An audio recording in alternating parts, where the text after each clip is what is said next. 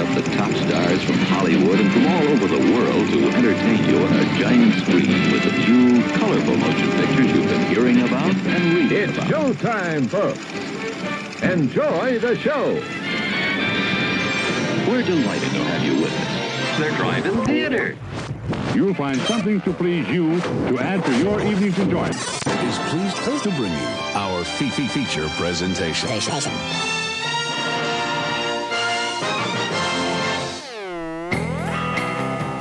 Hello. We're the on our phone texting boys. We're just so cool. You caught us while we're just sitting here, like being friends, hanging out, not like just being in the same room looking at screens. Like, isn't that what life is about? Just being in the same room with your homies, looking at screens that isn't the same screen that you are each looking at, or some such nonsense. It's bonkers. To be fair, this is where I'm keeping my notes so that I'm eco-friendly and paper-free.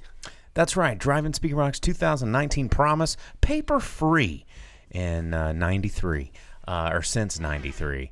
So, yeah, welcome to... How did you pull that one off? Hey, man, I never did homework. I never... just wrote on my arm. I just watched movies. I keep all my ticket stubs back here, but while they still... You know, I hate that so much of the stuff... You don't get good ticket stubs anymore. Like, a lot of it's printed on little receipt paper, and if it gets, like, sunlight on it or heat on it or whatever, it just disintegrates into nothing.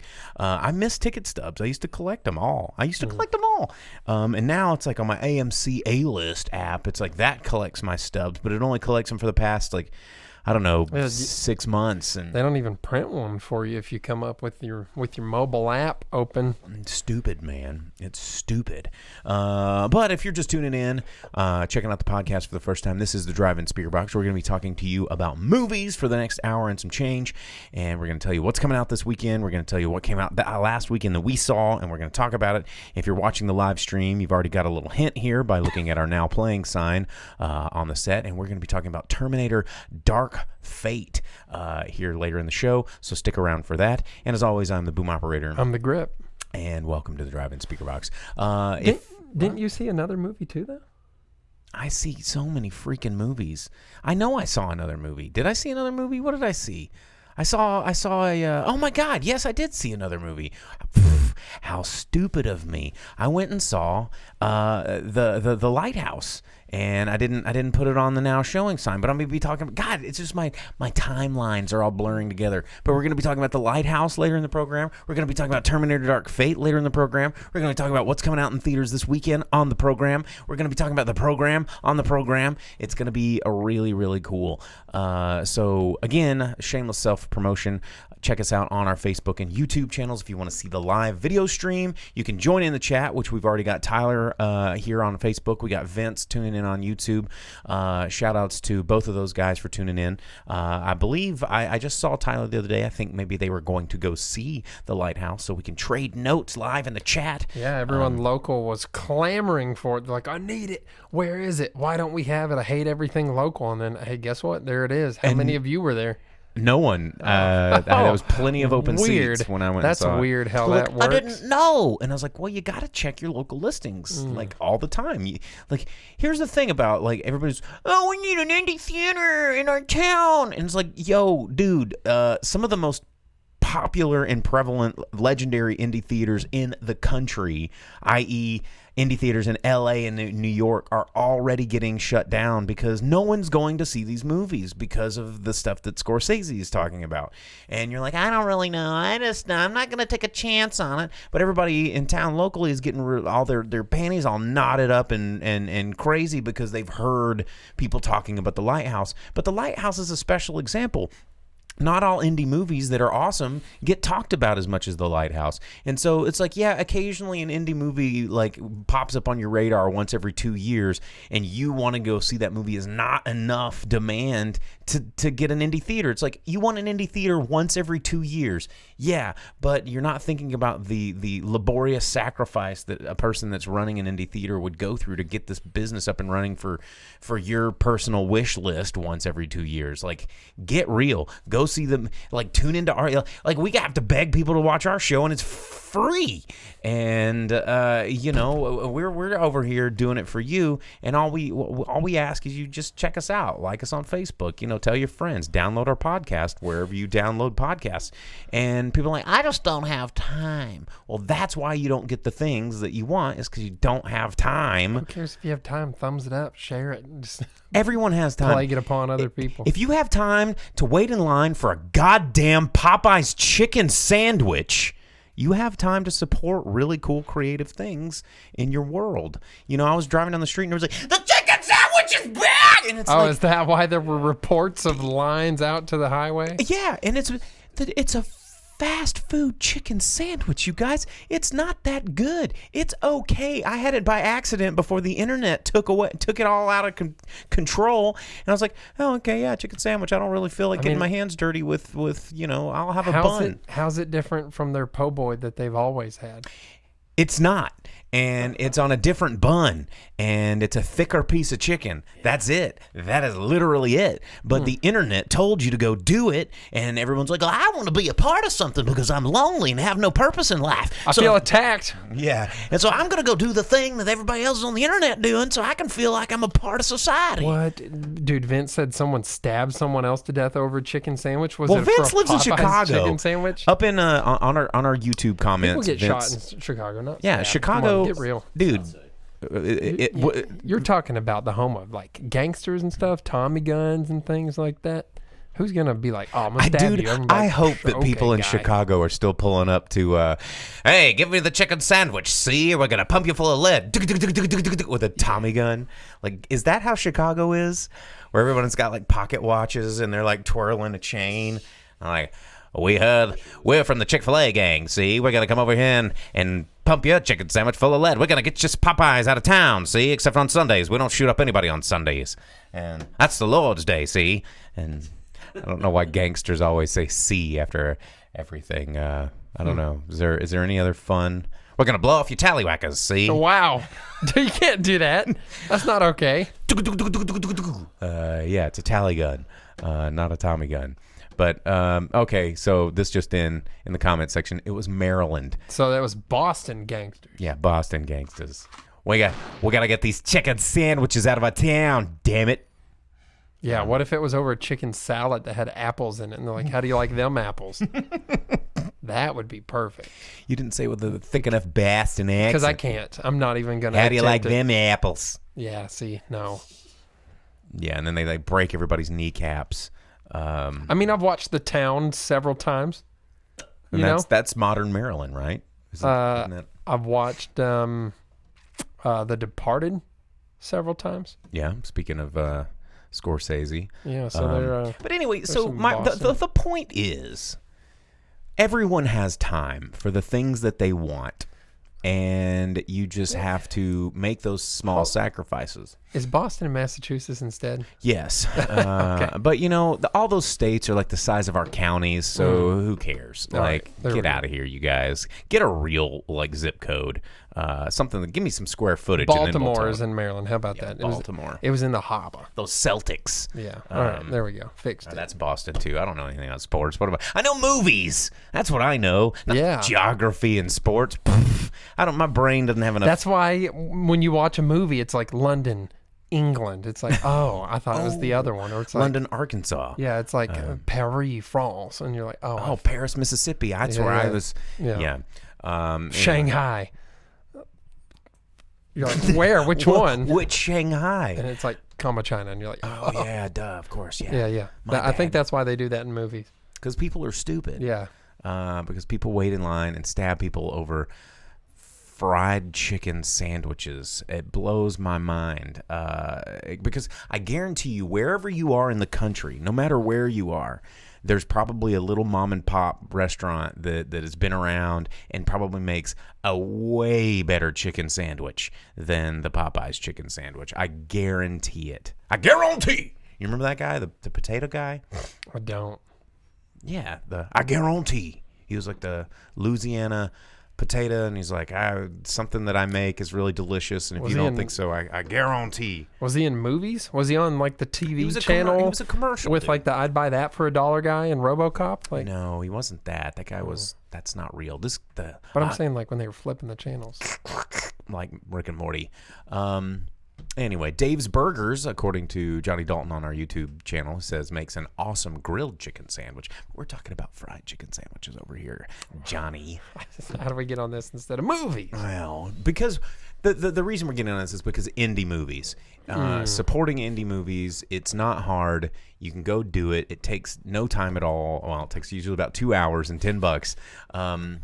But, you know, if you want movies like The Lighthouse to come into your market, then you got to go see the other indie movies that come into your market so that people that run these theaters will go, you know, we've got a demand here, because those people are not sitting on your internet feed going, oh, yeah, okay, Captain Plasma 4500 Sparkle Unicorn, whatever your username is really into internet movies. No, they've got a business to run. So you have to go show them that you want these things, not just post about it on your Facebook feed. That doesn't do shit. And yeah, there you go. Quentin over on Facebook says Justin Wilson, the Cajun chef. I'm assuming that's the I guarantee Vince guy. beat him to it. So look at our viewers already coming in with these hard facts. It's a collective hive mind like Skynet, which we're going to be talking about later in the program. So anyway, let's talk about a little. Are we though? Yes, we're going to talk about Skynet. Yeah, I'm going to talk about Skynet. Okay. I don't know what you're going to talk about. You're going to go, I should pay. Wanted to see the first movie again. I'm going to like this one because it's not the first one. And even if they did make the first one again, I wouldn't like it because it's not the first one. You just can't remake it. I'm really excited they're making another one, but I'm not excited because it's another one. Anyway, that's my impression of the grip. That's your impression of movie fans. I'm so mad that I didn't get to see Hustlers.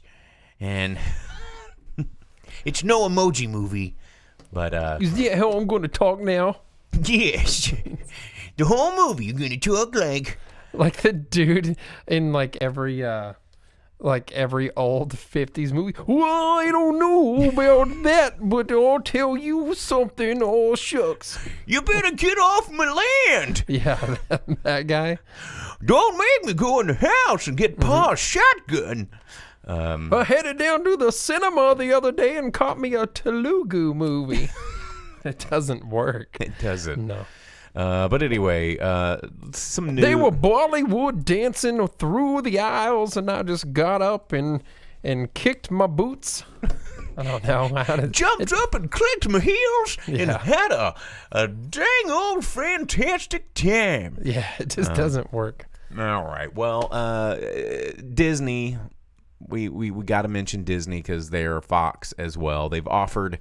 Now they're the two biggest. Now they're all of it. They've offered Hugh Jackman a deal to come back to the Marvel world as Wolverine, even though he was like, "Yo, dude, I'm doing Logan. I'm out. That's it. I'm what if he getting just too over? He Danny Glovered him. What if he just did a completely different character? That'd be okay. That'd be okay. Or what if he played like Wolverine's drunk Canadian groundsman dad? Or what if he played like Cyclops? Just something stupid. Yeah. It just didn't work.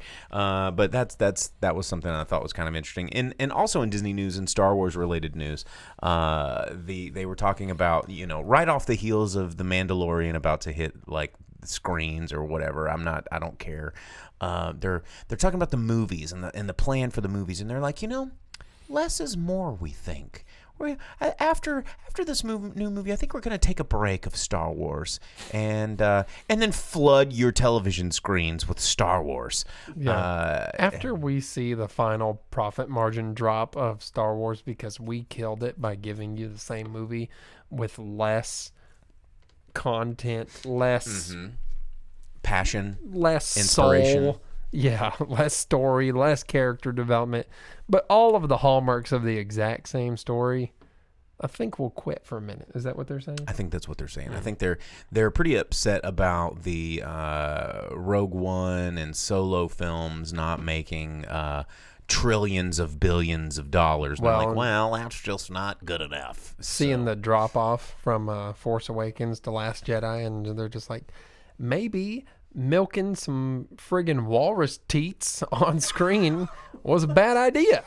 Oops. Yeah, maybe murking Luke Skywalker and making him a punk that sucks on weird alien tatas. Like, Maybe that was a bad movie. yeah, guys. why did they give it human breasts? Is my question. Maybe you should have listened to Mark Hamill. You should have listened to Luke Skywalker when he was like, this just doesn't feel right. This just doesn't feel like what Luke would do. Shut up, nerd. We're going to make the movie we want to make, and we're going to make trillions of dollars, see? Yeah, shut up, beloved Hollywood icon Mark Hamill. Yeah, you don't know shit. Shut up and be the person that everybody wants to see. Shut up, guy who helmed Star Wars and is everyone's favorite character in anything ever because Luke Skywalker's super rad. Mm-hmm. Yeah, he didn't know squat from squat. Yeah. Anyway, so I thought that was kind of funny news. Johnny, I will always blame those walrus tits, man. They were weird, and they did not need to be blown up on a big screen. No, they didn't. Awful. They were weird. I had a friend that just went to Disney World, and he went to the Star Wars land. Was there teats? Was there He weird sent walrus me a teats? picture of him drinking blue milk. Oh, God. And I asked him if he had to milk it himself, squeeze the teats, and he said they did it for him and added rum to it. Apparently, They did it for him. Yeah, you if can you're get- going to go all the way to Disney World, you don't get to squeeze your own alien teat, then what is the point? I thought it was about immersion. you can't buy like a $300 lightsaber for no good reason. Apparently, Star Wars Galaxy's my butt. Anyway, man, there's just not a whole lot of news that I really want to talk about this week. The Game of Thrones project got canceled. They're thinking about doing another one, but I was gonna it's say probably gonna one get got canceled. one got canceled, but the one they've been talking about got canceled. But then another one got announced. And So it'll get canceled because the backlash of everyone getting mad. instead of being like a set far in the past prequel where you get like all the crazy cool stuff from the books that are like all the warriors of legend and battles and super cool dragons and everything you ever wanted, instead they're gonna do like the right before the series started. Yeah, More Ned Stark. Adventures of Ned Stark. And yeah, but Ned's the coolest one. he is the coolest one, but guess what? Nobody needs that. Nobody wants that. Nobody needs that. Let's just get into it. We've got a lot of stuff to cover tonight. So let's talk about what movies are coming out this weekend to get you prepped and ready for the weekend in movies. There are, of course, movies coming out every single weekend. And are you Johnny. talking about the comment section? Yeah, yeah. Johnny said that they should open a Last Starfighter land, and it's just the functional trailer park with the one arcade game that cabinet. everyone has to stand in line Yeah, for. and everyone's standing in line. Every now and then they'll have a truck full of jocks pull up and be like, "Hey, loser, Alex, idiot," and then just drive off. You've been chosen to save the galaxy in the last Starfighter Allegiance. Oh, but Insert coin. what if you like do really good on the game and they have like the car pull up with old what's his name and like Centauri. yeah, Sakari it, like pulls up and the window rolls down. And he's like, Get in, and he wipes his face off, and he's like, and you freak out, and then you death blossom. yeah, and it's like, God, that theme song to Last Starfighter. If you are ever like running a marathon, which you shouldn't do because only stupid people do that kind of stuff and punish your body. But anyway, if you're like, I can't make the last mile, and you've got your MP3 player of choice, and you go play, I think it's Craig Stefan's like Last Starfighter theme, it will get you over the finish line. Yeah, but what's It is that the most one song? triumphant. I don't. There's that one movie that's just about running, and it has that song, something on fire. Chariots of Fire. There it is. That's not a good running song. That It has plays during running in a movie about running. I know, but it's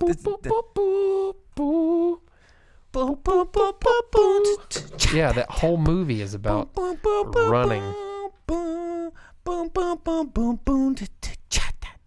But yeah, that's slow mo running. You can't run fast mo or regular mo to that song. That's a good, like, if you're filming someone running and you need that. Yeah, just don't listen to this guy. He doesn't know what he's talking about. I'll tell you the running songs. A whole movie about running. Another good running song is from Forrest Gump. The running on empty, when he runs across the country, running high. And you get that. You could just, if you were gonna make the montage in your head, it's like a close up shot of your feet going over like the lines in the road, going choop, choop, choop, choop, choop, and it's just your beat up old New Balances, and you're just like, yeah, that wasn't, keep on going. That wasn't running. That was when he was jogging. Yeah, and then he just kept running across to dude. I think I'll go home now. Yeah, and everybody was on his. Anyway, let's talk about new movies that are coming out this weekend. We've got a sequel to an old movie that is actually not a sequel to the original old movie, because the old movie took a very heavy artistic liberty turn off the original novel written by Stephen King, The Shining. Of course, we're talking about the Stanley Kubrick film, which by most people's standards stands alone as a great classic in horror cinema, but does not follow the book very well. But the sequel, Dr. Sleep, which is also a novel, it's real, it's not just a sequel of the movie, never got turned into a film. And so Mike Flanagan, director, this one's pulling in Ewan McGregor and Rebecca Ferguson, and carrying on the novelization sequel. So if you're expecting a movie that's directly related to the film, although you've got a thought here. Watched an interview with Ewan McGregor, and he said that they do have elements that tie in the movie story. Yes, visuals. For people that are bigger fans of the movie. It's an interesting project. And he said that the ending ties the movie and book of The Shining both together and wraps them both up at the same time in this one. Interesting. Oh. Interesting. How about that? So if you're some sort of Stephen King fanatic, you can watch Langoliers, which is a super cool movie. Or where did that come from? Because that's the one that I... With the cruddy CGI Pac-Man that eat everything at the very end? Yeah. Well, that's because I don't watch a lot of these Stephen King movies, man. But that's one of the ones I have seen. Speaking of Stephen King and fun things, back in the day, Creepshow, we talk about it a lot here on the show. Season 1 of Creepshow of Shudder has ended. Not all the way through with it, but it has been doing so well that they've renewed it for a season 2, which is pretty cool. Pretty great horror anthology. So, yeah. How long's that code for your 15-day trial? I think it's over. I think it was just an October through thing. Halloween, yeah. So, there you go. Dr. Sleep. Anyway, that's where we're going with that. Dr. Sleep film coming out in theaters this weekend, November 8th. Yeah, this time it's a movie that looks just like Jumper. Or what was that movie with Chris Evans where everyone had telekinesis? Like Next or something like that. I can't remember what it was called. Focus. It was something. Mind Bullets. Yeah, but the point is, it's like people with superpowers are being hunted down by other people that want to not deal with these people with their shining power. The Shining. What was the Simpsons Treehouse of Horrors version of The Shining? Was it The Shining? The Shining. And the groundskeeper Willie. Anyway, whatever. Moving on. Also coming out from old Paul Feig, going back to his romantic comedy roots, we've got Last Christmas, the song based entirely on Christmas songs written by George Michael. And the whole soundtrack is powered by George Michael. Is it? And yeah, it's just it's tons of George Michael songs, which I'm okay with. But it's got Emilia Clarke because she needs something to do now that Game of Thrones is over, and Emma Thompson, Michelle Yeoh, and Henry Golding. It's about us. It's Christmas time, romantic comedy. So since it has Michelle Yeoh and the main guy from Crazy Rich Asians, is this just Crazy Rich Asians, but like they swapped out the girl from Hustlers and Fresh Off the Boat with Emilia Clarke? No, well, yes. It's movie studios saying we've got a couple of actors that aren't white people that we can use instead of the gigantic, amazing lexicon of fabulous actors from all over the world. Aren't they like they go for crazy the ones rich? He's like really affluent, and Michelle Yeoh's like still an angry lady in this one. No, Michelle Yeoh's always an angry lady because That's she's not the true. best angry lady. That's not true. Or she's either a badass, like nurturing mother figure that also knows how to karate real hard. Like, have you Kung Fu, bro? Have you ever watched old Michelle Yeoh like movies where she's like action cop and she like blows stuff? Dude, Michelle Yeoh is the jam. And she's a nurturing character in this one. It's about Emilia Clarke's kind of a troubled youth, and she falls in love, and it's standard romantic comedy. Paint by numbers. Yeah, that's same story and actors from Crazy Rich Asians. Yeah. These scissors. You've been playing with these scissors over. I'm going to take these scissors away from you. You're making me nervous with these scissors. Also coming out in theaters, we have Midway from director Roland Emmerich. Roland Emmerich, you don't see him a whole lot these days making these movies. He makes big, over-the-top, just things blowing up, natural disasters, Independence Day, Godzilla, Day After Tomorrow, like all of this crazy, like how many buildings can we blow up kind of stuff. What else? White House Down, 10,000 BC, Universal Soldier.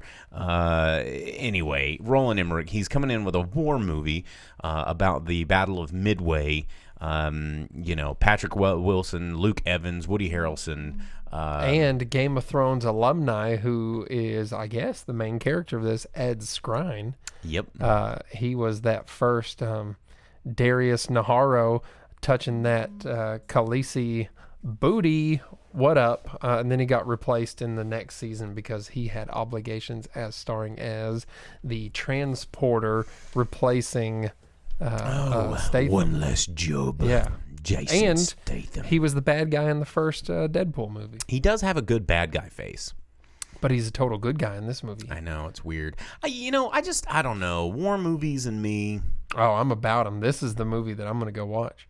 Yeah, not me. There's just something about glorifying war and making it look cool, like that I just can't really get behind. It's a retelling of historical events. No, I get it. It's important, and it's important to understand. And with movies the way they are now, I'd rather watch a documentary about it. Yeah, but like that's to me when I see a movie like this, because guys like you and I, we can watch it and go, oh man, okay, this really happened. This didn't happen. They kind of played up on this, and that was a little bit stretching the truth and making it for entertaining to sell popcorn. But then there's the people like, man, hell yeah, that's what we did, man. We went up there and we flew our airplanes and that's what we American way. We kill all those people. Don't look like us. You don't know how truthful this movie is going to be. Dude, I have been in the theater, like the trailer. I'm sitting in the theater with people, like, and the trailer comes on. They're like, fuck yeah, bro. That's how we did it back then, man. Veterans Day, it's coming out. Battle of Midway, when we handed them their asses, made them run for the hills, man. War kicks ass, brother. And I'm like, ooh, that kind of makes... I literally have sat, and I go to the theater every week, and I see this trailer every week, and there's always one dude that's like, hell right. And I'm like, ooh, that's weird. That's weird. Well, the point of what I was saying is that it's important to have movies like this, like things like Saving Private Ryan and stuff like that, that can accurately illustrate terrors and horrors that are experienced in war that a documentary can't convey. A documentary puts it all there, but it doesn't absolutely put you in the moment as much as a narrative and theatrical experience can. I'm about to blow that one upside down. Now, hold up. Because now that movie that you saw, and I didn't get a chance to see until way later, because my kind of penchant to avoid war movies. But it was a documentary. It was what was the name of it? That They Shall Not. Vince said that They Shall Not Grow Old is on HBO now. Yeah, Yep. They Shall Not Grow Old. That was amazing and powerful. And they did that by getting lip readers, and they had people with this. They would find out where the people on film were from, what town. Oh, dude, it was incredible. Everything, and they would get someone with that accent from that place to read those lines as if they were that person, so that everything down to the accent of the English town the people were from was accurate, and it brought you into it. But it did that by employing sound and features and things like that. It was cool, but it was very accurate. Yeah, because it like, was real. It was all real. Not like a dude like going, gonna get in my airplane and kill different people. But that's not how it is. Have you never seen Saving Private Ryan or Flags of Our Fathers? There's a reason Saving Private Letters Ryan from Iwo Jima. Those are all movies that break the mold, or like Schindler's List, or like all of these other things that they break the mold. Hold on. Stop right there. That's a good movie. Okay. But it's these other movies that, like, Roland Emmerich is not known for his historical accuracies. Neither was friggin' Lord of the Rings guy. Frickin' what's his name? Peter Jackson? Peter Jackson, and he did They Shall Not But that Grow was a Old. documentary. It's different. I'm just saying, man. Anyway, Midway's coming Spielberg out. made movies about Jaws and E.T. and Dude, sharks are real, bro. Sure, but they're not ones that eat boats. And I'm just saying, man. I don't know, man. So you got to give it a chance before you're like, oh, idiot, war movie. I'll let you give So it we're a talking about chance. war movies. I'm just curious. What's you guys' thoughts on like works like Apocalypse Now? Because that's not really a full blown war movie. Yeah, but see, that puts you in another element of those situations That's a and things like character that, where study. it puts you into like the psyches of the people that were there and helps you understand things like the experiences and mental states, and still you see like situations that those people are put through that There's nothing nobody glamorous about Apocalypse Now either. That movie is Right. just disturbing on all fronts. especially Brando not wanting to be it's seen. It's just folks. They tend to just when they talk about Vietnam War movies, I'm just like they talk about that as an example, and I get the psychological aspect of it, but then at the same time, like everything else it's far from accurate. There is one movie But that accuracy, I don't think is like the point of a movie like that, as far as what it looks like and what that is. But the overall experiences, like the overarching, like this guy is put into this situation and he's exposed to things that are not okay. Speaking of Vietnam War movies, there's one that I usually recommend to people. Rambo 2. No. My dad likes the Rambo movies, but I mean he knows. I mean, Well, because he goes in there and he saves everyone and he but shoots at them the with. same time, he's just like, yeah, that's definitely. Well, no. The movie that I recommend, the Vietnam War movie that's actually often overlooked, it's a 1989 film called Casualties of War, and it stars Michael J. Fox and Sean Penn, and it's about this incident. It was incident on Hill 192 during the Vietnam War, and it's actually a pretty not accurate, like down to it's about a real incident that does not portray war in a pretty light. It's about this Vietnamese woman who was kidnapped from her village by an American squad of soldiers and then like raped and murdered. But then another soldier sees this and is like, I got to do the right thing. But then everything goes bad. And it's just showing how like war brings out really terrible things in all kinds of people. Right. Well, yeah, like Full Metal Jacket and Apocalypse Now. That's kind of how those two are. Like, it's not trying to make it look good at all. You know what is a really good one is there, since we're on it. We Were Soldiers. That's a good one. We Were Soldiers. And that isn't one's bad, yeah. accurate. We Were Soldiers. That's a pretty good one. good. That's a good one. Oh yeah, Platoon. Platoon. Yeah, That's another one where it's like all up there. Yeah. Not fun. But anyway, that's coming out in theaters. What else do we got? We got Arctic Dogs coming out in theaters. We talked about that a little bit last week. And Playing with Fire, which is from Andy. That's what you're going to review for us next week? No, sir. John Cena, Keegan-Michael Key, Judy Greer. Comedy about a bunch of big, strong firemen babysitting a bunch of kids, and it's gonna get crazy. And there's probably gonna be farts, and then water hose sprays, and then someone's gonna get hit in the face with a fire extinguisher, and then be all white and go, and their eyes are gonna be exposed, and it's gonna be like, oh, jeepers, and I don't know. There's probably gonna be a dog, a fire dog. There is. It's in the trailer. Yeah. So yeah, it's just all of the. You could. Oh yeah, it's on the poster too, and there's probably gonna be an accident and all sorts of just. You came up with that. I came up with this movie. Everyone to know that you just came up with accident. I mean these movies. Like, why am I not a That's producer? like a Schwarzenegger one-liner right there. Like, he, like, hits someone with an axe and just, like, cleaves them into a wall. And he's like, looks like you had an accident. Dude, that's a good one. Yeah. I'm about it. Why has that one not been used to my knowledge? I know. I don't know. But anyway, that's the movies that are coming out in theaters this week. A lot of choices. A lot of stuff going to probably... hit the cutting room floor this week to make room for some of these movies. So if there's a movie that's been out for a little while that you want to see, you're going to need to get in there and check it out. There you go. All right. Let's review some films. You want to review some movies? Sure. It's that time. It's that time. So now on time of the show where we're going to talk to you about movies that we watched this last weekend that are new in theaters. Again, a little reminder on the social media. If you want to join into the conversation, you can do so over on our YouTube page or our Facebook Live page. It's just facebook.com or youtube.com/The Drive-In Speakerbox. On either one of those, you can get right in live on the action. We do this every Monday night starting at 8 p.m. Central Standard Time. So if you're listening to the podcast wherever you download podcasts and you want to join in next week, you can get in there, and you can also watch the live broadcasts. So you can see that there's a big old conversation that's going on here with, it looks like 3 people that love to talk. But anyway, get in on it. It's fun.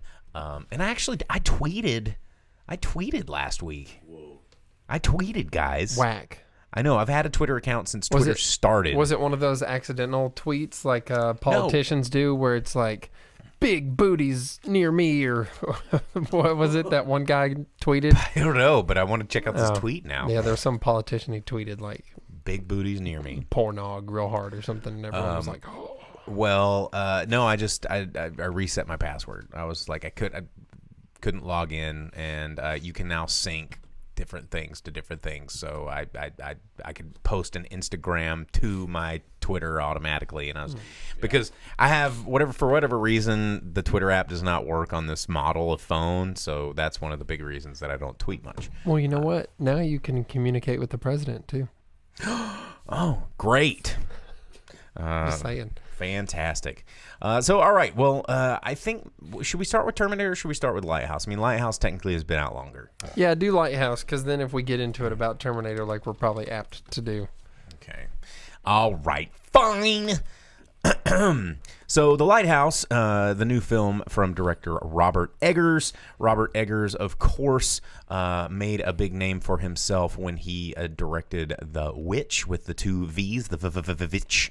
But he is a production designer. Like, that's what he was before he got really into directing his own films. And one of the things that makes Eggers really interesting is because he's a production designer, he is meticulously attuned to details, because as a production designer you want to get all the little things going on, and a lot of times as a production designer when you're working on a film, people are like, you don't have time for that, screw that, we're not making our days, we're not making our pages, so scrap that, just make it to where it works. And production designer's like, no, but I want it to be fine.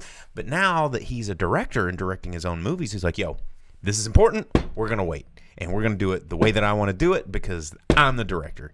And when The Witch came out... And then it goes over budget and the studio gets on him and like, where the friggin' dailies? You're off this project. Basically. And A24 kind of landed on Eggers. And A24 is a distribution company / studio that is really into these sort of kind of bizarre auteurs. And The Witch in 2015 kind of was great, and that allowed him to prepare for this next project called The Lighthouse. And The Lighthouse is not for everyone. It's one of those movies that I'm not going to recommend to a lot of people for a lot of different reasons, but oof, man, it's one of those things that you just don't.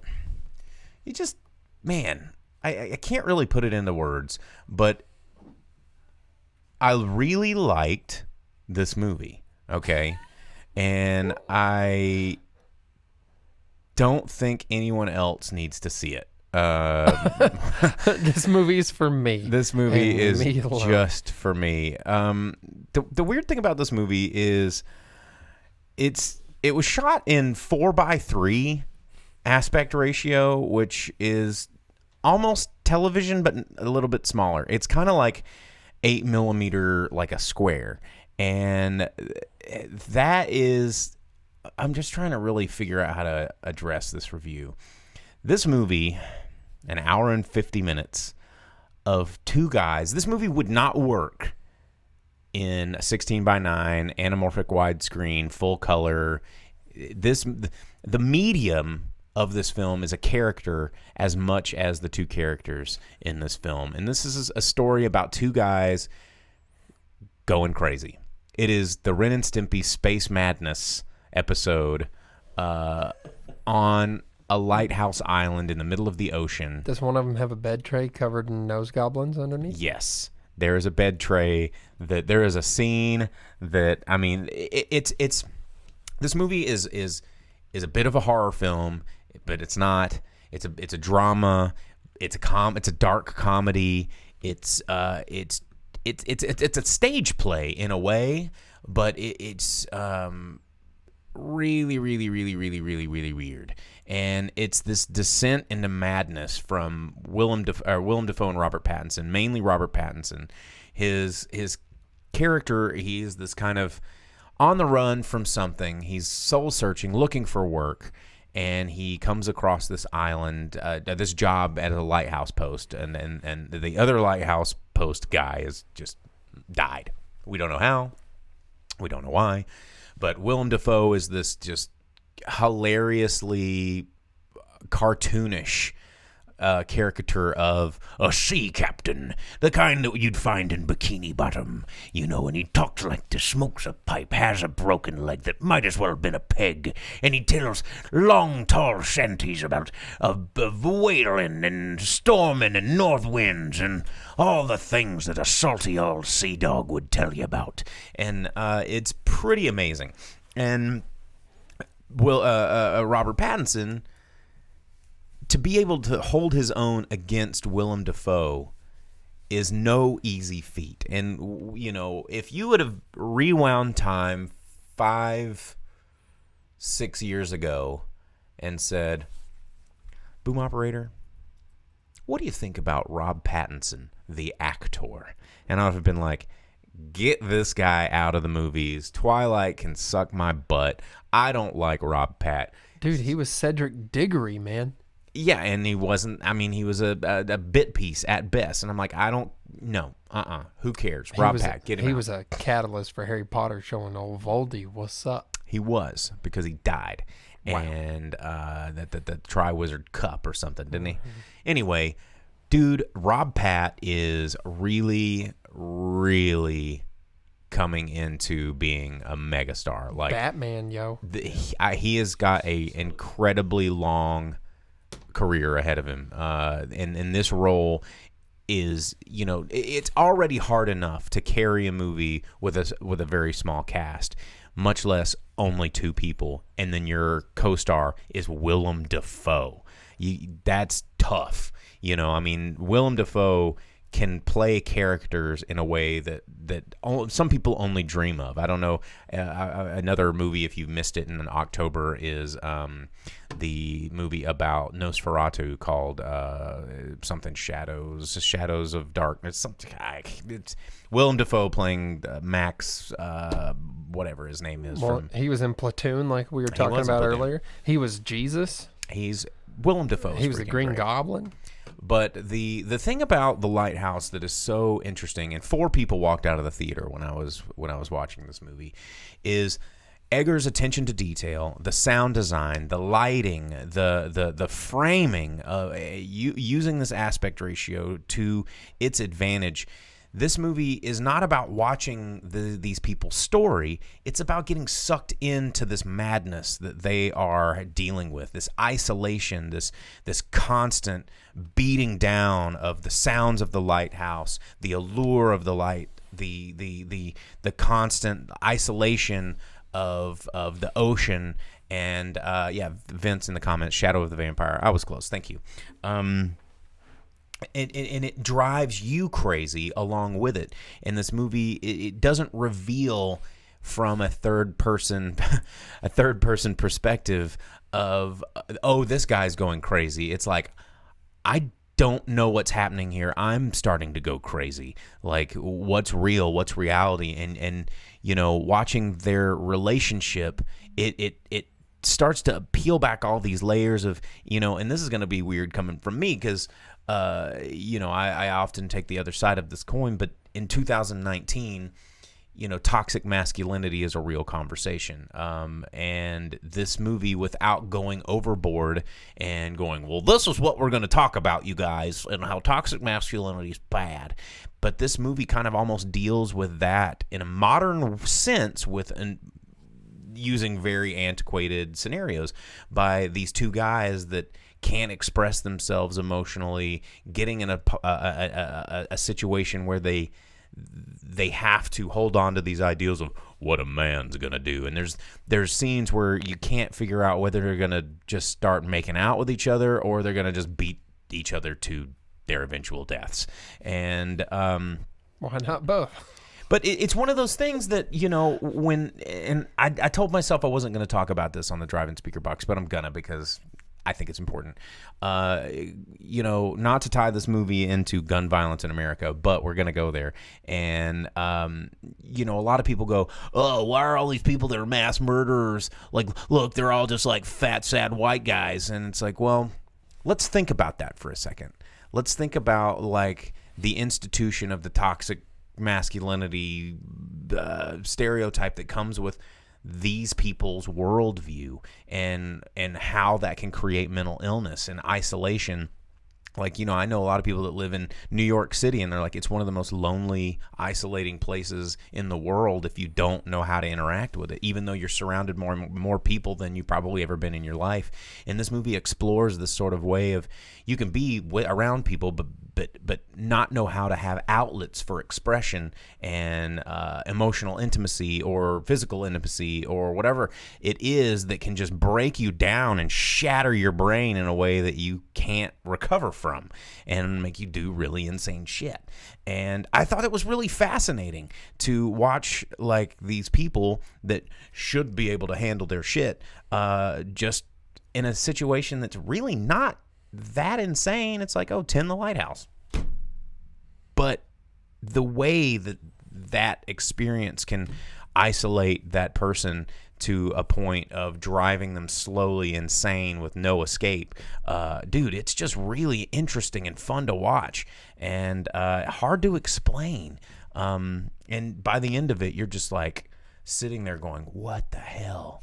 Like, am I gonna go crazy now? Like, in the sounds of the lighthouse, the seagull, there's a scene where he beats the seagull to death, and it's just like every moment you're in it, and it's so real and weird, and I don't know, it's so rough around the edges and raw, and it's just great. It's just great.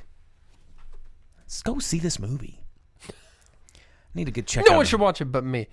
Go watch it, you guys. Here we go. One in the comments, we got Vince saying he needs to get over himself. He hasn't given him and What's Her Face a fair shake since Twilight. I will agree with you. But no need to watch anything with Kristen Stewart. It never got any better. I want to see this new one where she's on the bottom of the ocean. But Johnny Dalton says, it's playing at the rave. I'll check it out. If it's still playing Saturday, you should. And Johnny Dalton also says, so it's kind of like Peach Dragon. Yes, in a way, but no. Does this mean that you're going to watch the Charlie's Angels movie too? No. I'm not going to watch the Charlie's Angels movie. But I will say that this movie, go watch it. If you're into broadening your horizons with film and seeing something that's a little bit different and not your traditional go to the movie, popcorn movie. You're gonna be thinking. You're gonna be disturbed. You're gonna be uncomfortable. You're gonna watch Robert Pattinson masturbate to a Small Mermaid sculpture. You don't see his dick, but there is definitely fapping, and it's just it's bizarre, Like how man. you had to be like, well, you don't see this. Well, you made that face like, I don't want to see no dude's dick. And it's art, bro.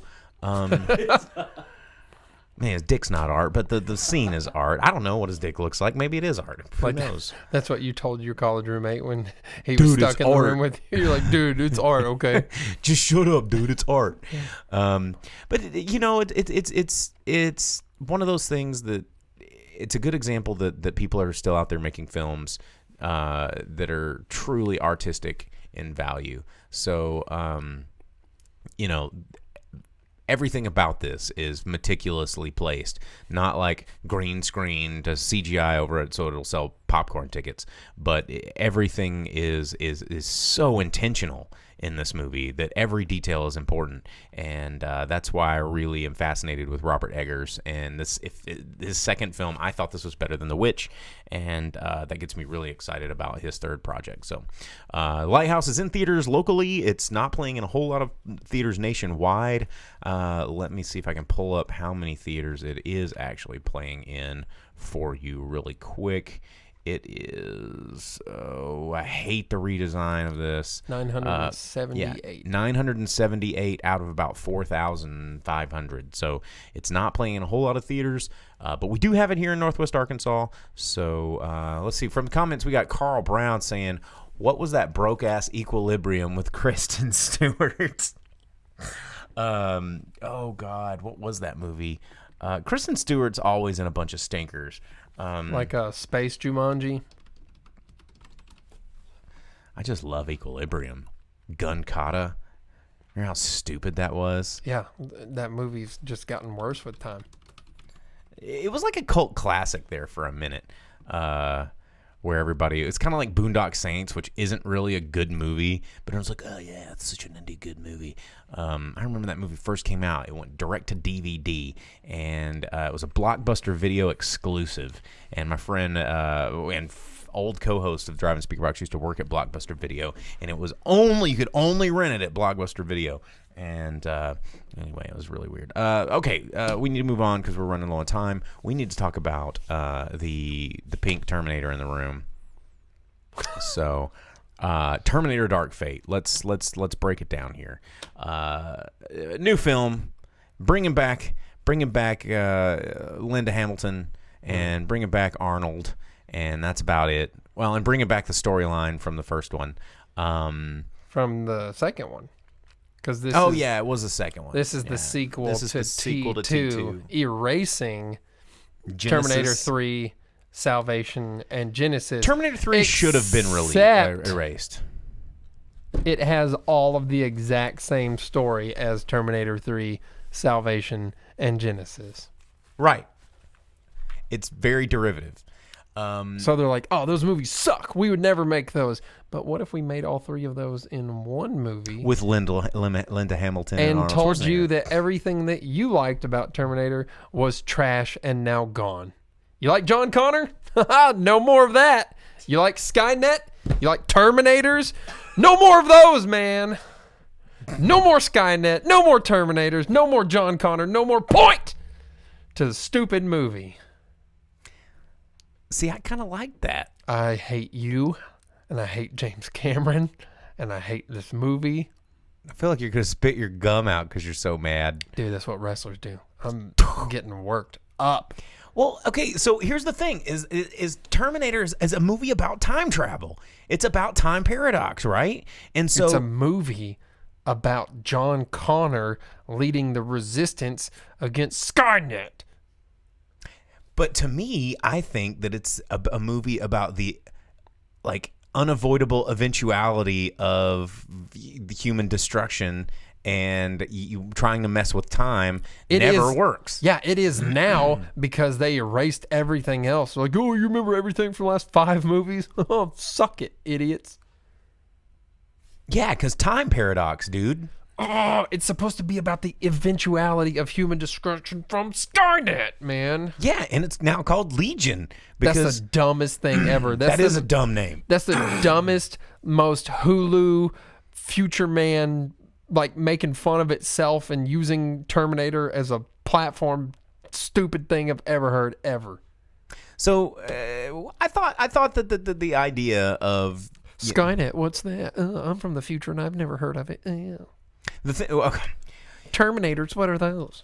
Well, yeah, because Sarah Connor fixed that problem, but it happens anyway. This was because just a really, really, really expensive and elaborate and stupid way to be like, oh, Arnold's not going to be in any more of these. the Arnold storyline was my favorite part of the whole movie. The entire purpose of the movie is like, oh, well, you'll never see Arnold again. But here's the dumbest explanation as to why ever. No, I really liked the explanation because they sent back more than one T-101s, right? And one eventually gets John, right? And he's like, okay, well, my mission's accomplished. None of this is spoilers, y'all. This is in the first 3 minutes of the movie. Yeah. It's straight up. It's like, hey, you like Terminator? Well, forget it. No, this is a new movie. We're just calling it Terminator. This was the friggin' King Arthur nonsense with the friggin' biker gang TV show guy movie that we watched. Like, they could have called it anything but Terminator, and it might have been okay. But instead, they called it Terminator, and they're like, hey, you like Terminator? Maybe you like fucking yourself. Because we would sure appreciate that. Well, here's the thing that I did really like about it that I wish that they had extrapolated a little bit more on in the film, but where the explanation of Arnold Schwarzenegger's T-100, which is a different T-100 that we've ever seen, why... T-800. I thought he was a T-101. No, he's a Model 101. Okay. Cyberdyne Systems Model 101 T-800 Infiltrator. Okay, whatever. We're both right. He's a 101 T-800. Anyway, that one, you nerds. It's important because they don't exist anymore. It's true. And so here's the thing that I liked. Let me get to my point. It's because in science fiction, every science fiction has to have an everything cool, everything amazing about this is gone. Is that there was a moment in this movie that I think that they should have kind of spent some time on because it's a really interesting idea, and the Skynet, we're just going to call it Skynet Light because I think Legion is a really stupid overused name. It is singularity. So as everybody's talking about singularity, we're getting closer and closer to the reality concept. That's so cool. Singularity. We got a little Terminator up here on the screen. With a big cannon. It's been sitting there, actually. Pew, pew. Up Pew, pew, pew, pew. Oh, really? I didn't even notice. So he... I'm getting sidetracked here. Skynet is about singularity. It's about kind of like the Matrix. It's like all the machines are... dialed into everything. They're tapped into all of information. They can process everything, and then they determine that we are a threat to the world and we should be eradicated. That's an idea that we've thought about that before, right? And the thing that I liked was the T-800 is not connected to all devices. It's not connected to the net. It's not connected to all of these things. It is a model with a singular purpose. It is a learning infiltrator. It tries to emulate humans. But what it did, and this is where I thought it was kind of neat, and they didn't really touch on it in an interesting way. It's like, okay, when technology or when something that is intelligent is removed from the hive mind and left to make its own decisions, what decisions would it make when it doesn't have this omnipotent information of being connected to everything? What would it do? And it became more human and more self-reliant. And I thought that was cool. Yeah, that was cool. And there were parts of that, like, maybe it's not a spoiler because you might not even notice it if you're not a big Terminator fan like I am, obviously, is that he had a dog and the dog was very comfortable with him. And dogs are supposed to hate Terminators, just as the dog hated the bad guy when he showed up in this movie. Mm-hmm. But it doesn't matter anymore. But why do dogs hate Terminators? Because they know that they're not humans. They know that they're infiltrators. What if that dog? We don't know what dogs like. Maybe They tell you that in Terminator. I know, but those are special trained future shit dogs. No, they're not. Also, Arnold's T-800 is from a future that ended in 1997, where there was no such thing as cell phones and text messaging and internets and cool things like that. So he had to learn. And instead, the new, not Terminator, was from now times, a future where we have all of the things. No, And that's why when we were talking last week about how Salvation and Genesis were actually kind of okay, and they kept expounding upon new modern technologies and how Skynet and Cyberdyne systems might evolve, those were actually pretty okay things. But everyone's like, oh, John's the Terminator, and they showed me that in the trailer, so I hate this movie for no good goddamned reason. Now, look what you did. Look what you made them do. Look what you made James Cameron do. And for the first time, I'm like, not a fan of James Cameron. Before, I was like, yeah, dive to the bottom of the ocean, discover the friggin' Titanic, make new submarines.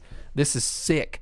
Yeah, you do you, James Cameron. Oh, Avatar? I won't watch it, but you know what? Everyone loves it. You do you. New technologies, that's fun. And now he's like, but what if I took Terminator, turned it sideways, shoved up your ass, and told you to fuck off, because that's what you should do. Also, here's Girl Power, the movie that takes place running around in Mexico for no good reason, and then here's the story for 5 seconds, but forget that because of plane. And also, Terminators don't exist anymore.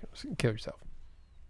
Remember? Did you see that? You saw that same movie as me? I did. And Okay. I mean, what, I'm making sure you saw the same movie that I saw.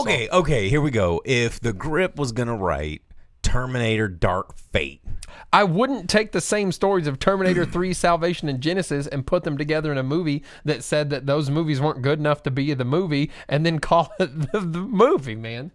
well, I just want to know what you would have done. They're like, what if Liquid Terminator was on top of the Metal Terminator, just like in Genesis?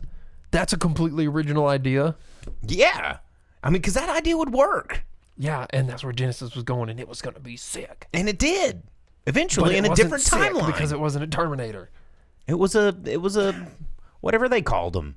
Did they call them something? 900R. Yeah. Stupid machine. It had number letters. Nothing in this movie worked. Why would Skynet name its own thing Terminator? It wouldn't. It'd just be like bleep bloop blop ski boop boop 110. What did the T stand for? Terminator. Because it exterminated humans. That was a human name that was Terminator. given to him. Nope, Cyberdyne Systems took control and it did what it wanted to do. Skynet. So went it wanted to active. make badass names for itself? Yeah. That doesn't make any sense. Well, they had the T1, which was that belt-driven robot in Terminator 3. Yeah, and with the tracks and like the two guns. Yeah. So I mean, it was the research was continued on. But that was made When by Arnie, man. when Arnie Yeah. was like the Yeah, it super was. southern general that provided the voice for the Terminators and the likeness. I forgot that part. Well, so for me, like, Because Arnold was on scene, he's like, Dino DNA, and they're like, perfect.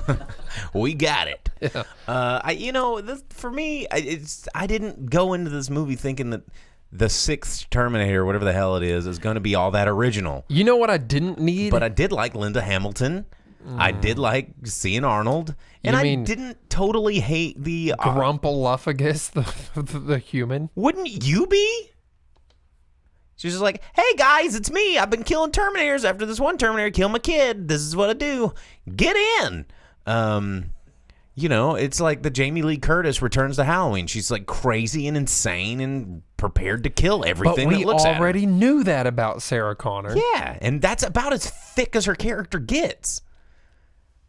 When you try to explore a character whose entire purpose is just to survive and kill, like you run out of material, and so that's why I'm not all that mad at it. Is because You're not mad that you had to like sit and listen to an emotional future half Terminator talk about being an emotional future half Terminator. And anytime someone's like, "You want to give us some info about what you're even doing here?" She's like, "No, it's cry time." because she's a human. No, forget that. It was stupid. This is Terminator. I want to watch someone shoot stuff. And then they're like, "Oh, here's someone shooting stuff." And you're like, "Yeah, but not as dumb."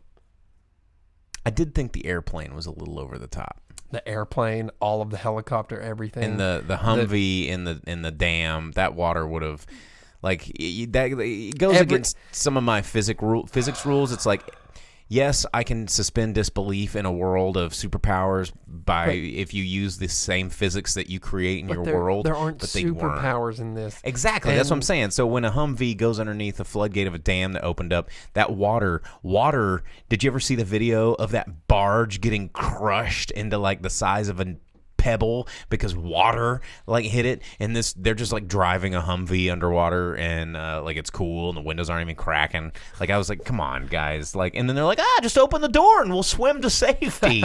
And yeah, that stuff like that did rub me the wrong way. But it's a Terminator movie. Yeah, but their attempt at like 90s action, like 80s 90s action, was too over the top, and it didn't work. Like, they opened up the movie with like the chase sequence. There was no suspense or slight horror in this, because in the first movie there was no suspense. The first movie is like scary. The Terminator is a scary thing because he's unstoppable. He's unfeeling. He's uncaring. His one job is to terminate. That's what he does, and it's suspenseful. And you're like, Sarah, run! What are you doing? Like, get her out of there. And you have a fear. And then in T2, the Liquid Terminator is creepy, and he like slow needle points and like stabs people in their face holes and stuff, or he like skewers milk into their friggin' throat. You know what I'm saying? And it's like kind of terrifying thing. The Liquid Terminator is like a scary dude, and he's like slow and methodical. Have you seen this boy? And then this movie, they're like, oh, what if they all just have guns and they shoot at each other, but no one ever gets hit? Except for the one Terminator, but it doesn't matter because you can't kill him. Guns are silly. There was no suspense. There was no fear. Everything was just special effects. It was stunts. It was a Marvel movie. It was a Marvel movie. That's what it was. It was Thor with his hammer coming around, swinging against the Incredible Hulk, and the Incredible Hulk getting back up and fighting some more. And then all of a sudden, Iron Man shows up, and it's like, bang, bang, bang, punch, punch, punch. Yeah, this is my last time, but I'm still got it. The girl Terminator was like Black Widow, and the main girl whose name I can't even remember because she was so not Scarlet Witch. A person. What are you talking about? The character in this movie. Grace. No, that's the girl Terminator. We're talking about the girl John Connor. Danny. That's what it was. Daniela. Mm. Yeah. She's Captain future Marvel. Future John Connor. Joan Connor. Oh. There we go. She's Joan Connor. I mean, it was very derivative in the sense that it was just taking the whole John Connor storyline again and then putting a Latina at the helm, and then instead of sending back T2 Terminator from John Connor future, it was a female augmented soldier that I mean, it's very similar, but I mean, that was some fun. I thought it was some fun parts. I didn't hate it. I hated it. I know you hated it. You even wore your Terminator shirt today. Yeah, because this is back when it was good, when it meant something, when it was, you had Arnold kick open a window and he opened up with a minigun, but he didn't kill any cops because he was told not to, because he's a Terminator and he can do things like that. And you have Miles, whatever his name is, and he's and then the bomb goes off. You had emotion and feels, and there was purpose to the story, and it wasn't just some idiot girl half Terminator coming back to say some dumb girl that doesn't matter in a series of action sequences that had no consequences for anybody except for one guy who gets shot one time and then he lives through it, and you're like, how are you, what? Which guy was that? When the Terminator is in the helicopter and he decides to not use any regular guns but instead punch out the window and use like a rifle. Oh, yeah. Yeah, that guy. I remember that guy. Also, this movie had so many opportunities for the Terminator, but you're dead. Like you did everyone else in the movie, because his one purpose is to kill this one person, and everyone else in the movie, including armed soldiers, you see in the trailer, he just makes spikes come out of his body, kills all them like it's no big deal. There goes 50 people. But anytime he's within 2 inches of the main goal of his entire purpose, he's like, I'm not going to do it just yet. Yeah, I'm going to save this for later. No, I will say that the end Terminators don't savor or relish, they kill. I will say that the end scene where you discover the only, which again, no spoilers here. You find out that the only way to kill this new Terminator is by a big electromagnetic T3. pulse. You mean like in T3? Like a T3. But here's the thing: is they're and like, they kill it. No. I'm not gonna tell you how they kill it, but they're like, oh man, we're in this hydroelectric power station where hundreds of billions of gigawatts are being generated with electromagnets being twirled around at all times. There's no way for us to kill this thing, and they don't even kill him with that. I'm like, you're literally in the place. The whole time I was like, oh, there's a magnet. Hey, there's a really There's a big giant magnet. electromagnet. Hey, there's all this electricity. You're literally in a power station. Yeah. Kill it. And they're like, oh, punch it some more, Arnold. And I was like, kill it. Kill it in the thing. I was like, oh, you see that thing that you just like almost threw it into, but then decided to walk away from it? You could have killed it. Kill it with that. Kill it with the building you're in, because you're literally in a thing that can kill it. Why did they make the end scene in an hydroelectric power station? That pissed me off. That made me so. I'm like, are these? Yeah, see, these? come over to this side about God. how stupid this movie was. I was just waiting because I was like, oh well, that's obviously how they're gonna kill it. Yeah, But go back and watch T2, and there's not one moment where you're like, oh well, why did they do that? That was a dumb thing to do. Or you're like, well, this action sequence doesn't work. No, because it all still works. Well, and it makes sense. It's because we're out of ideas. We're out of new ideas in certain franchises. Then like don't going back to T2. Make the movie. Going back to T2, like you said, there was an emotion, a terror in that you felt like when he gets frozen with the liquid nitrogen, and you're just like, oh, we got him. But then he starts to thaw again, and you're like, I'm talking like no! Claw hands and stab fingers coming through elevators and clamping onto the back of cars. But yeah, you're like, when he comes back to life, you're like, oh crap. How do you stop him? But then in this one, it's like, oh yeah. Every moment that he gets crushed, you're like, he's gonna get back up. Like every time he got back up, you knew he was gonna get back up. You didn't question him getting back up. You're like, of course. Keep him coming. I gotta wait for this. See, and even this MacGuffin. The T1000 and T2, once they froze him, his stuff was off. He didn't work right. But this one, they're like, oh no, he can keep going. Oh, here's all our models up on the screen. We've got the T1, the T600, the TRIP. What the hell is that it's one? the Resistance Infiltrator prototype from Salvation. Oh, yeah, okay. the one that has like the clothes on, and they're like walking around. And then we got the T800, everybody's favorite, the T1000, the TH. I don't know. That's the one from T3. No, it's X. TX. That's the one with the bazooka in the Grave Cemetery. Yes. That one? Okay. Yeah. And the T3000, that was from Genesis, right? Yeah, that's John Connor. And then the Rev 9. That's the one from this one. That's the new one. Yeah, T-Rip actually was the Sam Worthington. He was the hybrid human. The 600's the one that has like the 600. big cloth. Like yeah, they had the cloth, and then also they had the rubber on them. Mm. Yeah. Anyways, Big Rub. Terminator Dark Fate. It's just one of those franchises a that dark fate for the franchise. It just should have stopped after T2. Like it just. Man, I don't know. I like Genesis. I liked where it was going. Genesis was fun. We praised it on the show, I believe. Yeah. But I just don't have high expectations. I just don't like that they're like, oh, we're going to erase all of these from it, but we're going to use all of the ideas from 3, Salvation, and Genesis. Ba-bum, bum, ba-bum. Because Grace was Sam Worthington, the whole storyline was Salvation. The way that the Terminator was and the way they had to kill it was T3, and everything about it was based on things that they had introduced in Genesis. And the music wasn't there. There wasn't like the T2 like the scrapey metal, like You're in Trouble Now music. You didn't have like the driving Terminator theme. Like there was nothing. It popped in 1 or 2 times, but that's it. Anyway, Carl Brown says if we had a dime for every project that should have been stopped, we could buy one of those free houses in Italy that people are giving away on the internet, that you just have to put $3,000 down. We could buy stuff. We could buy a lot of stuff with those dimes. Anyway, Terminator Dark Fate, it's out there. It's a lot of Terminator shooting stuff.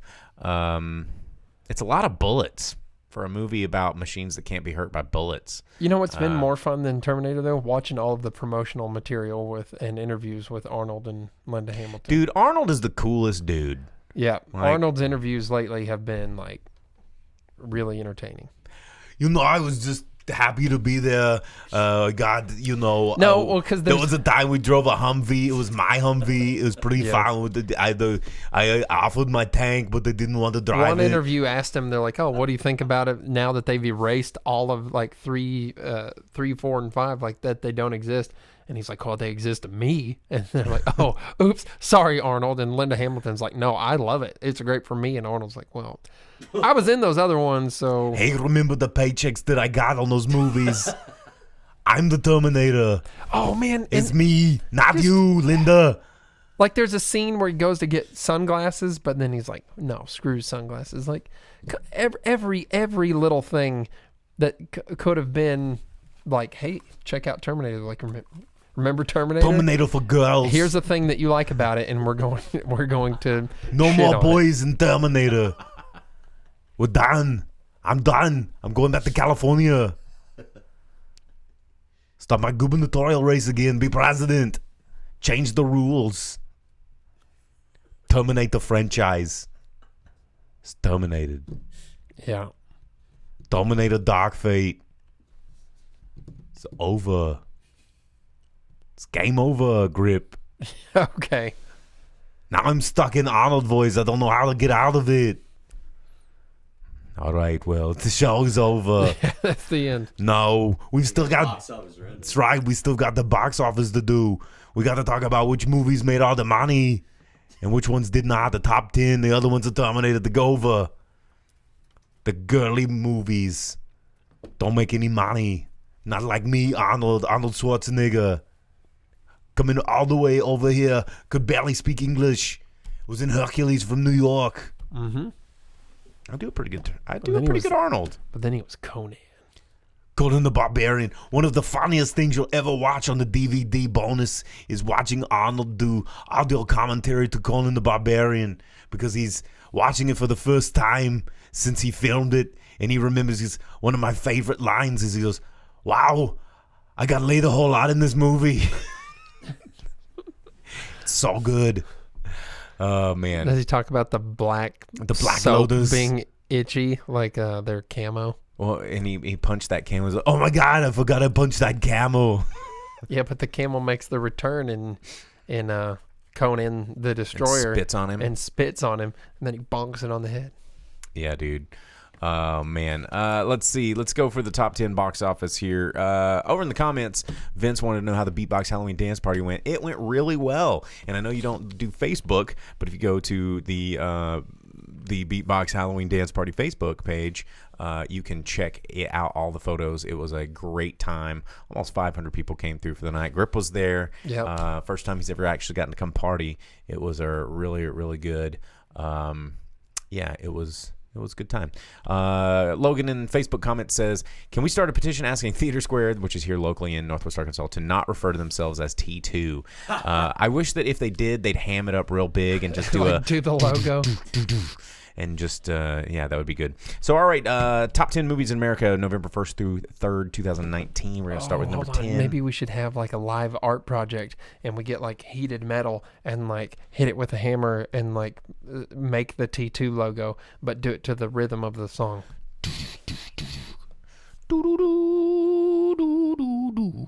And the metal's like flowing through T2, and then it's like, "This summer, Shakespeare in Love," and like that's where it goes. All right, number 10, Arctic Dogs, from Entertainment Studios Motion Pictures, bringing in $2.9 million in its opening weekend. Number 10. Number opening 10. week. Ouch. And P.S. IMDb, I don't like that you bought Box Office Mojo, because Box Office Mojo format sucks now. I don't have all the information that I used to have ready at my fingertips, and I don't like it. Don't like it very one bit. So change it back. Number 9, Motherless Brooklyn from Warner Brothers, coming in its opening weekend in only 1,300 theaters nationwide, bringing in $3.5 million in its opening weekend. So, again, not a very good opening. Number 8, Black and Blue from Screen Gems, which we reviewed last week. So you can check out last week's episode. Bringing in $4.1 million in its second weekend release, bringing it up to $15.5 million. Number 7, Countdown from STX, bringing in $5.7 million in its second weekend release, bringing it up to $17.6 million, which is kind of surprising for a horror movie that came out in October, right around Halloween. Not a lot of people, because it looked stupid. It looked absolutely stupid. But there was a Zombieland 2 Double Tap, which came out instead from Sony. Third weekend release brought in another $7.4 million, bringing it up to $59.3 million. Still needing to climb it because I think its budget was in the 70s, but I don't have that information anymore. Thanks, Box Office Mojo. That means I'm going to have to do more pre-work before I show up to the show. Can't just off the dome it like I normally do, Dad Nabbit. Dad Nabbit, Box Office Mojo just going away and taking away all my informations. Let's see. Number 5, Addams Family from United Artists Releasing, bringing $8.2 million again for its fourth week, bringing it up to $85 million in the box office, bringing a green-lit sequel on the horizon, so keep your eyes out for that next year probably. Number 4, Harriet from Focus, opening up with $11.6 million. Pretty good opening there, being only in 2,000 theaters nationwide, so pretty nice little, and Focus also doesn't usually get really, really big openings, but they did it. Number 3, Maleficent, Mistress of Evil from the Disney giant, bringing in $13 million in its third weekend release, bringing it up to $85.2 million in its third week. I think Disney was hoping for a little more than that, but we will see. Number 2, Joker from Warner Brothers, bringing in $13.5 million in its fifth weekend release, bringing it up to almost $300 million domestically. It is almost in the billion-dollar club. It is raking in the cash all over the world. There you go.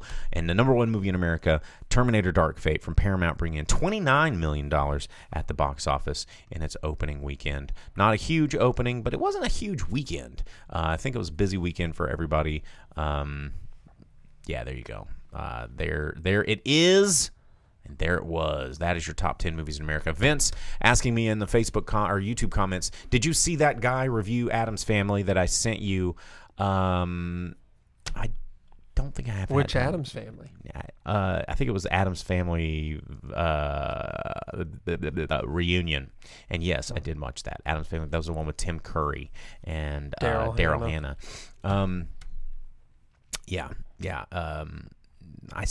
That guy is an idiot because that's not a good movie. Okay, there you go. That is our box office roundup for last weekend. We will see you guys next week. What are you going to go see next week? Midway. Okay, what am I going to go see next week? John Cena. No, I'm not. I can't see him. I'm going to go see something. But we will see you guys next week. Don't forget to download our podcast wherever you download podcasts. And tell your friends. Spread the love. Spread the word. Facebook.com, YouTube.com/The Drive-In Speakerbox. I'm the Boom Operator. I'm the Grip. And we'll see you next week. Boom.